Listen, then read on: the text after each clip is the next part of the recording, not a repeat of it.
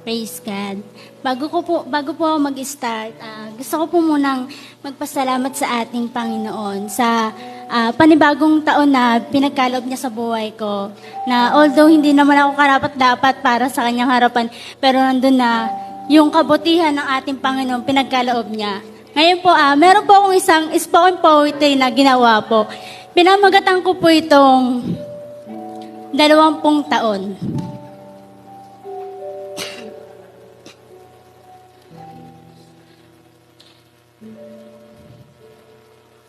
Paano ko nga ba sisimulan ng aking kwento?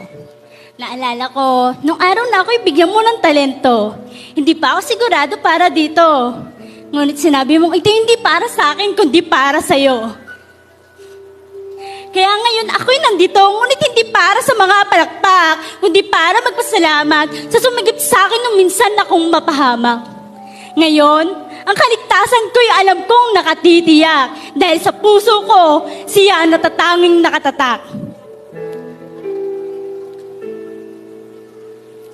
Simula pagkabata hanggang ngayon, alam ko hindi niya ako pinababayaan. Sa pagsubok o kapahamakan, kanya akong sinasamahan.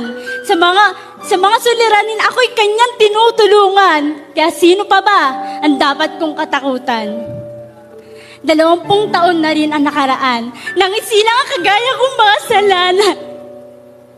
Ngunit ako'y tinawag mo sa aking pangalan at sa kanyang templo'y akin siyang pinaglilingkuran.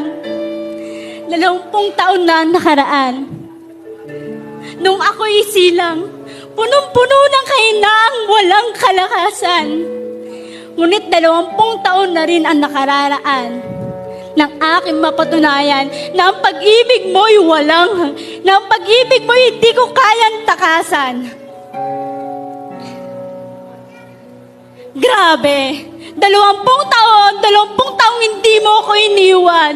20 taong ikaw lamang naging sandigan. Sa puso ko, ikaw lamang higit na kinakailangan. 20 taong ikaw lamang naging matalik kong kaibigan. Sa pag-ibig mong walang hangganan. Kristo, ang buhay ko sa'yo ilalaan.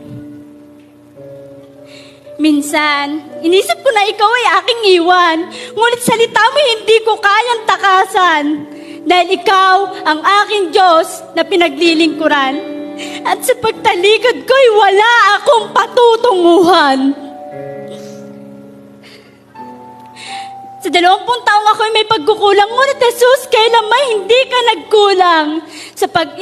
Ngunit Jesus, kailanman hindi ka nagkulang. Sa lahat kong pangangailangan, ikaw nagbibigay katugunan. Teka muna. Naalala ko nga pala, yung awiting ako'y binago niya. Ang awiting ito'y nagliwanag sa aking mga mata na para bang hindi ko kaya kung mawawala ka.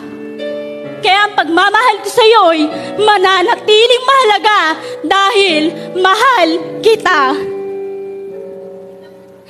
Maligayang kaarawan na sa akin nagbigay kagalakan dahil ang handog kong ito kay Kristo lamang inilalaan. At hanggang ngayon, 20 taong hindi mo ako iniwan. Sa pagsubok, ikaw nagsilbing daan upang ako'y lumaban. Ang buhay ko'y sa'yo ilalaan. Panginoong Hesus, ikaw lamang walang hanggan. To God be the glory po.